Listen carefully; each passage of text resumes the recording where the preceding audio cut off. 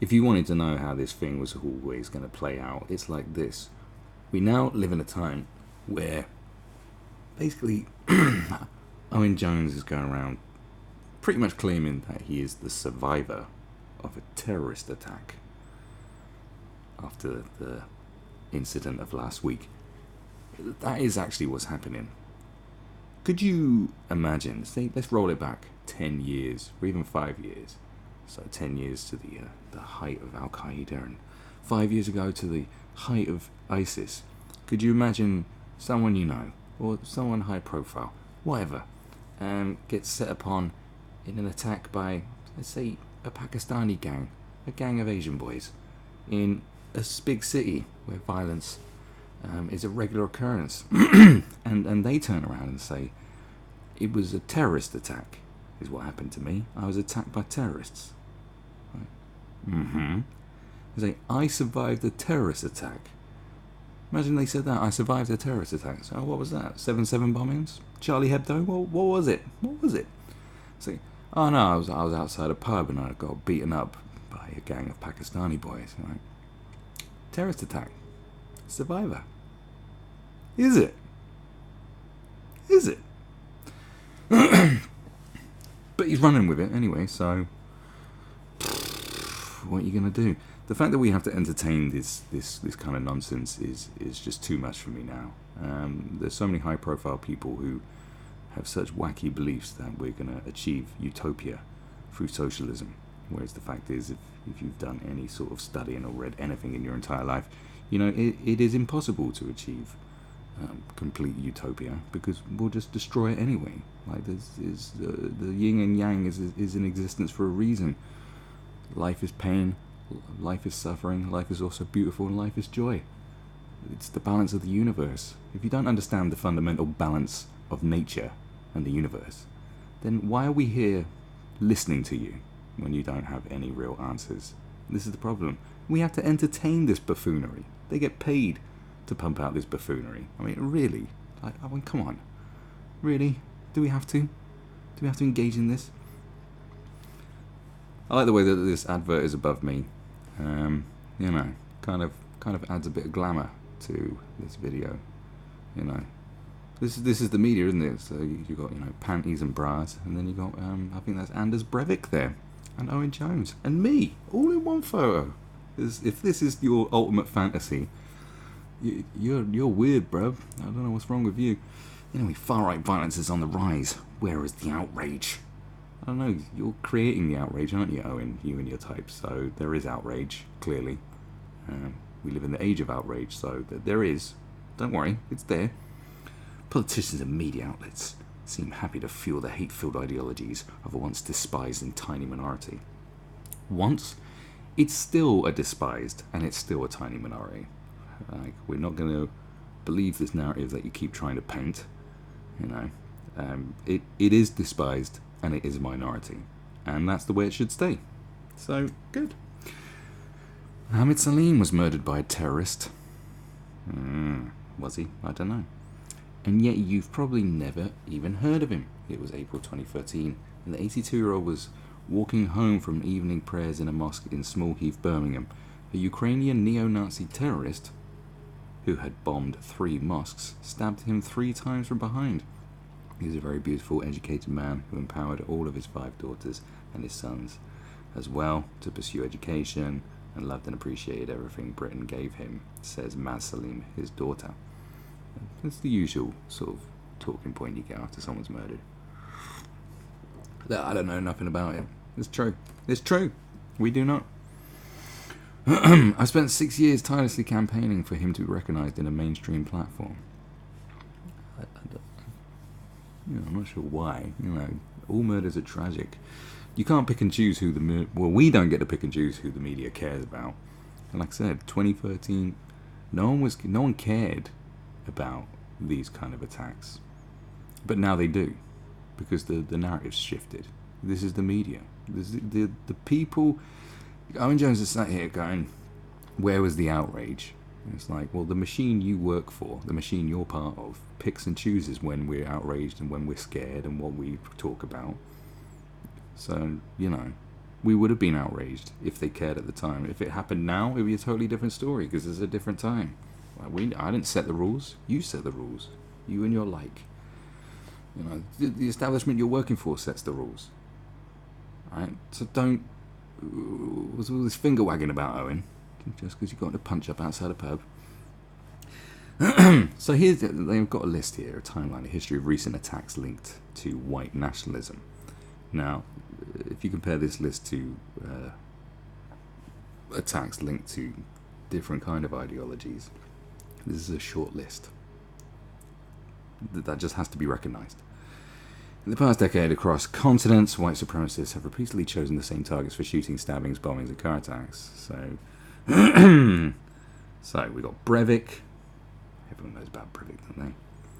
And then you got a Sikh temple. In Oak Creek, Wisconsin, 6 worshippers, including the temple presidents, are killed. The shooter, a frustrated neo-Nazi. Well, is there any other type of neo-Nazi? Who had played in white power bands, was a regular on racist websites. He had previously talked to one colleague in the US military about a racial holy war that was coming. That's generally what these kind of people believe anyway. It's probably what Owen believes. Rapper and anti-fascist activist Pavlos Fissas was stabbed to death. A senior member of Greece's neo-Nazi Golden Dawn Party was in prison after confessing to the killing. Okay. Overland Park, Kansas, US. A former Ku Klux Klan leader shot and killed 3 people at a Jewish center and retirement home.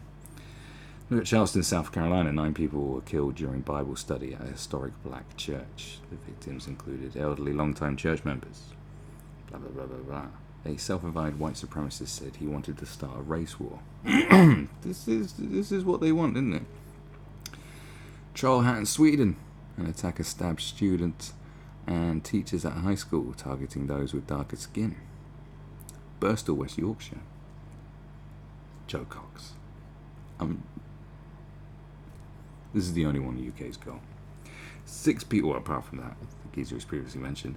6 people killed and 19 injured. Yeah, do you know what? If you're so outraged about this old man that was murdered in 2013, you know, why don't you bring that up more? Because I think that is because Joe Cox is a high profile thing, and there was outrage. And 2016 was around the time when people started paying more attention to the things you wanted them to pay attention to.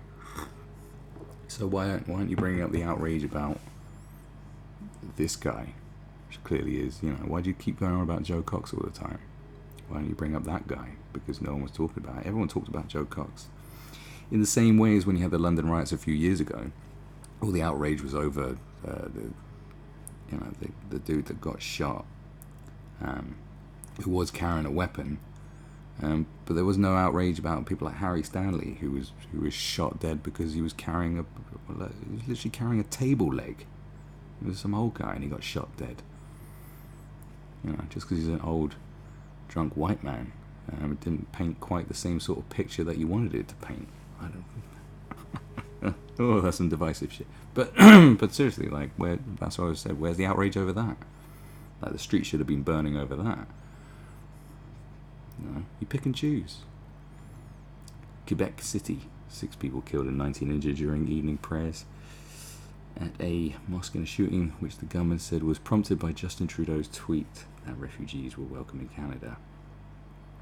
Well, clearly an absolute lunatic. New York, Timothy Kaufman stalked and killed by a white supremacist with a sword. His killer, an American military veteran, said he targeted a random black man on the streets in New York City as a practice run for a bigger attack. 2 men killed in Portland. The alleged killer shouted free speech or die in the courtroom, and death to Antifa.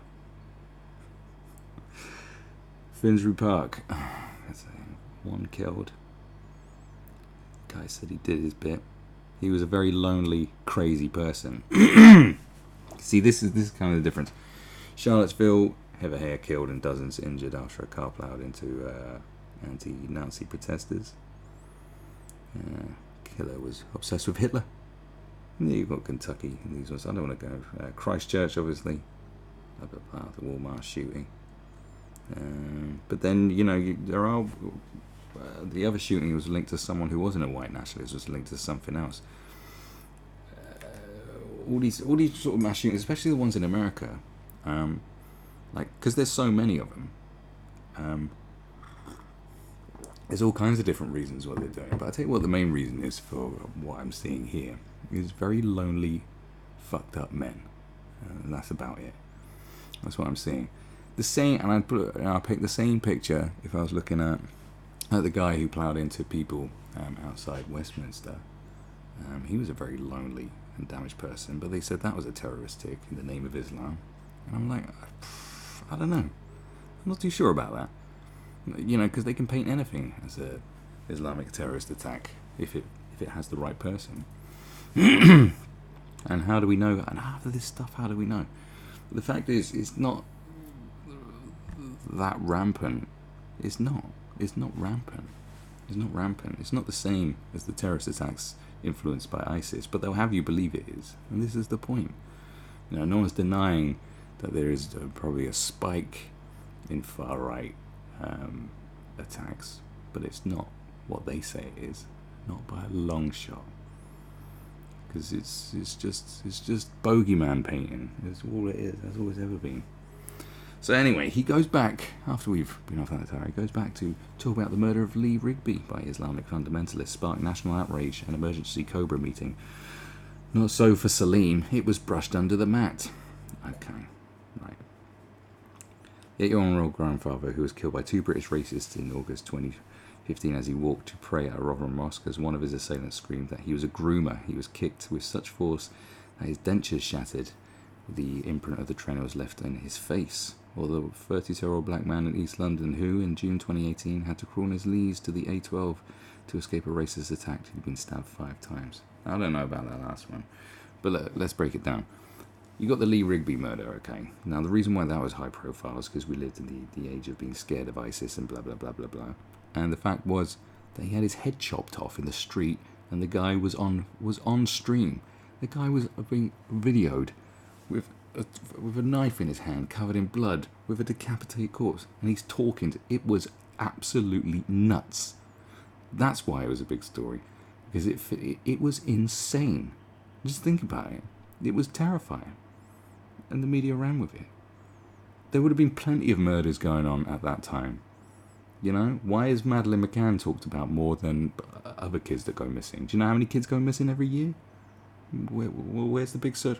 Why isn't every kid who's gone missing having their picture brought, projected onto the side of a multi-story building, you know?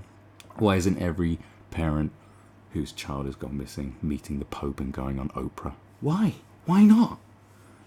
'Cause this is how it works. This is the media. The fact it was a spectacle. The whole thing's a fucking spectacle. So don't make it out to be like this no one cares and shit. I said it's the machine you work for. We care. You just don't give us the opportunity to care. How are we going to care when you don't talk about it? This is the first time I've heard you mention it, Owen. This is the first time I've heard you mention it. You're always on the television. Why aren't you talking about it? Why are you suddenly talking about it now, when all eyes are on you? And as for the Rotherham thing, well, I don't think that's a racist attack. I think that's the fact that... Well, it could be... It's the whole grooming thing, isn't it? It's grey air. Ooh, it's muddy waters. Let's not even go there. I was on the receiving end of an attack. Here we go. It's all about me. In the early hours of last Saturday, my friends were punched defending me, and I suffered very minor injuries. You did, Owen, didn't you? Because you looked remarkably okay. Very okay. But as a white man with a media platform, what happened to me garnered far more interest than the racist murders or serious hate crimes that have far worse consequences than bumped heads and bruises. Alright. So why are you milking it then, Owen? You're really milking it. I mean, you have been milking it. You had a little press conference where you talked about it. You could have just said no.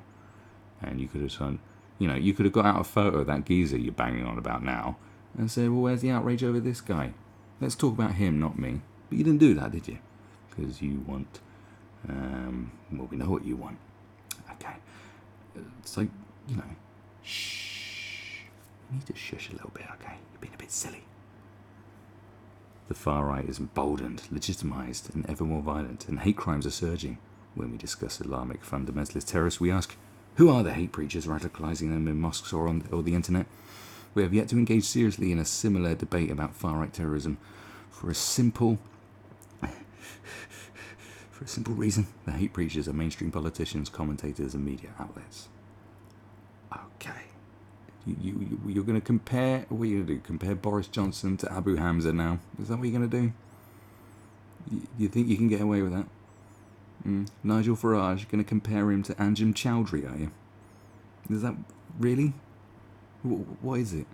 You compare the Daily Mail to the Muslim Brotherhood? Is that what you're going to do?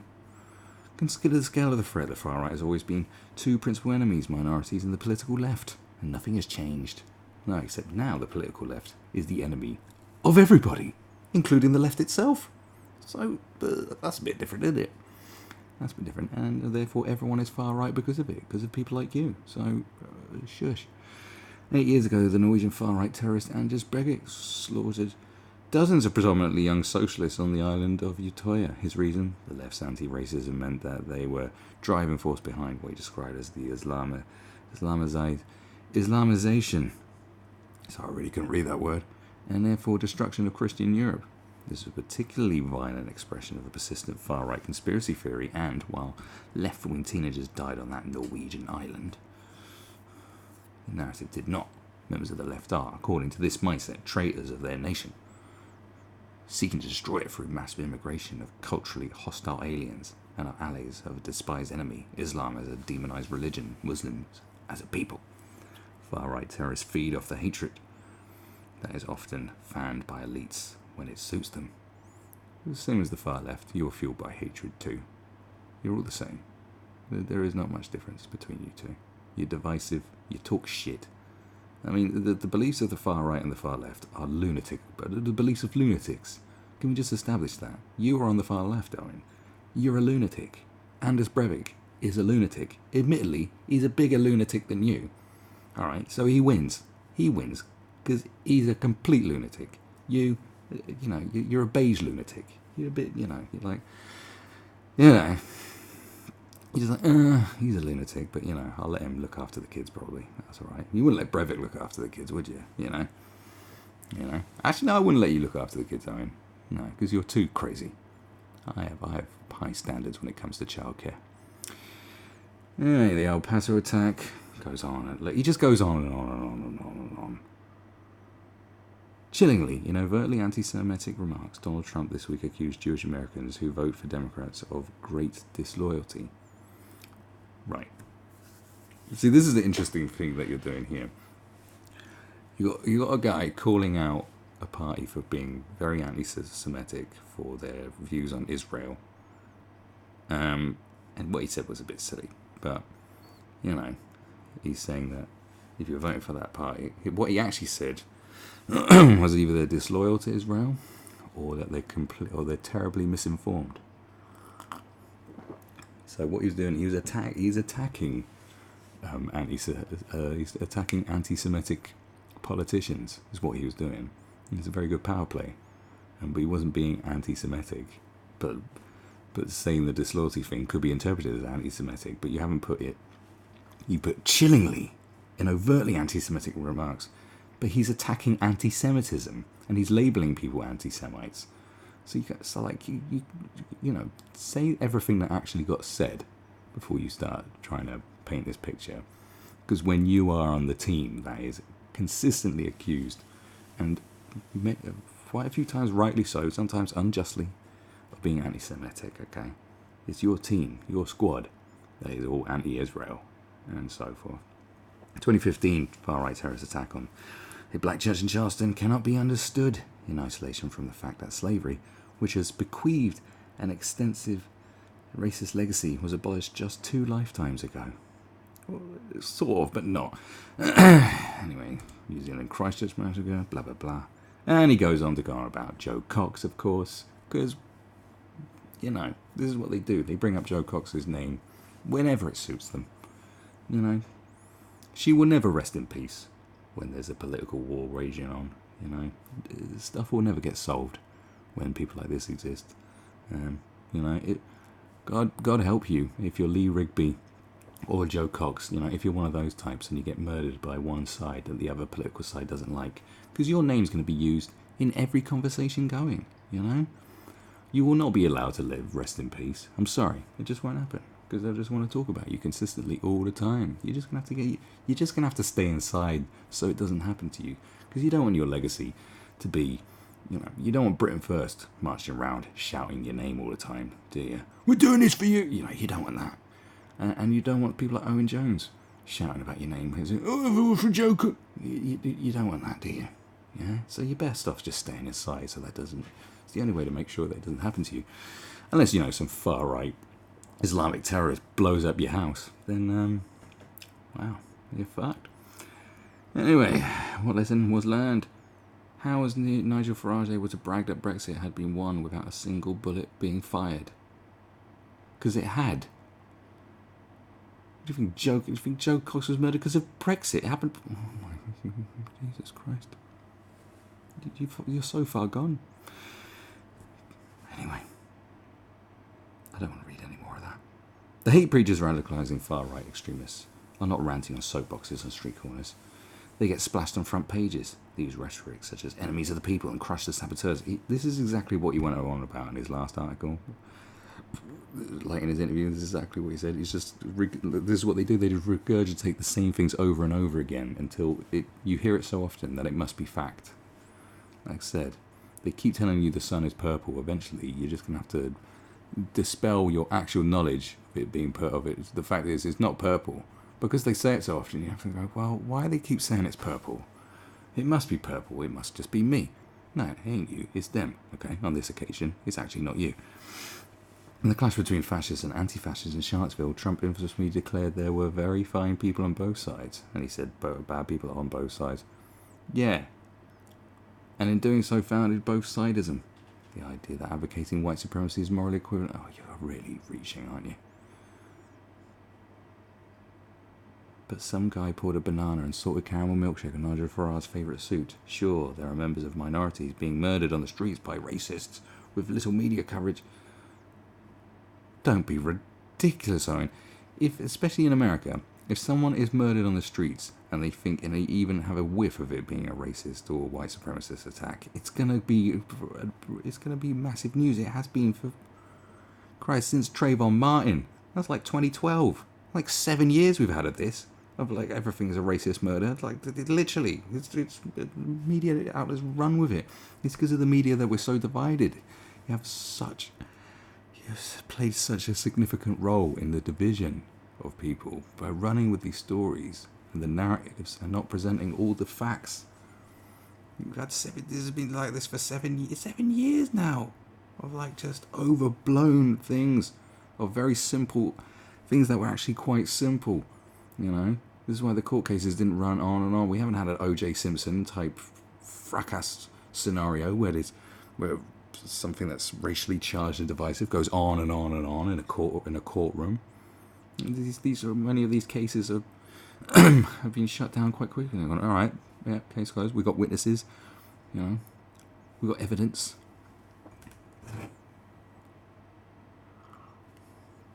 But no, you know, we got ballistic reports, toxicology, whatever. No, it's not good enough. No, that's not what happened, because it's not what we wanted it to be. This is what we want it to be, and we're going to say it is. We've had 7 years of this fucking shit. There's a systematic campaign to delegitimize the very few left-wing voices in the mainstream media and politics, orchestrated not just by the right, but by some self-described moderates and centrists too. The attempt to construct a false equivalence between a far right that is on the murderous rampage against minorities and their allies, and a left committed to resisting its hatred and violence is perverse. Mainstream politicians and several media outlets are legitimizing ideas that fuel ideologically driven far-right terrorism and violent acts and bigoted attacks. Many more will be injured and will die as a consequence, and because they are not white and because they lack a national platform, you'll probably never hear their names. Well, why don't you sing their names, Owen, for goodness sake? You know, I don't hear you talking about anything except your bloody self. Good God. No. No, we're not trying to silence left-wing voices, and we're not trying to like paint people out to be traitors. Okay, I think what a lot of people don't like is extremely far left voices, which has infiltrated the moderate left. This is by saying people are moderates and centrists. And this is what you do. So you try and label everybody who disagrees with your lunatic position on achieving utopia through rivers of blood. That is the rhetoric that is your belief system that you play to. We know its origins. We know how it ends up. This is where you come from. And anyone who disagrees with you is an enemy itself. You're playing the same game. Like, it's all the same fucking game. But they're virtuously pumping your fist, thinking you're the good guys in some sort of weird film that you created in your own mind. You're the good guys, and somehow everyone else is the evil empire. And fucking Boris Johnson is Darth Vader. You're off your tits, bruv. You know, you get beaten outside a pub because you're just generally a twat. I think that's what it was. They said, he's a twat, let's just fuck him up. It happens every day in the United Kingdom. It's a regular occurrence. And you try to make it out to be some sort of politically motivated, like, military. And you said it was with using military precision. What the fuck? What's it was precise military manoeuvred attack on you outside a pub at 2 a.m. What? Who the fuck? Who do you think we are? Come on. And by all means, if I get proven to be wrong, fine. I'll own it. Alright, but goodness gracious me. Like, this is, I've never known such a mild beatdown to result in so much noise. Ridiculous. Just stop it, would you? You're a nonsense peddler. That's all you are. You and the far right and whoever. You're all nonsense peddlers. You need to just, we're just not going to take you seriously anymore. We don't take you seriously. That's just the best way. It's just not take these people seriously, because it just ruins your day, doesn't it? Consistently having my day ruined.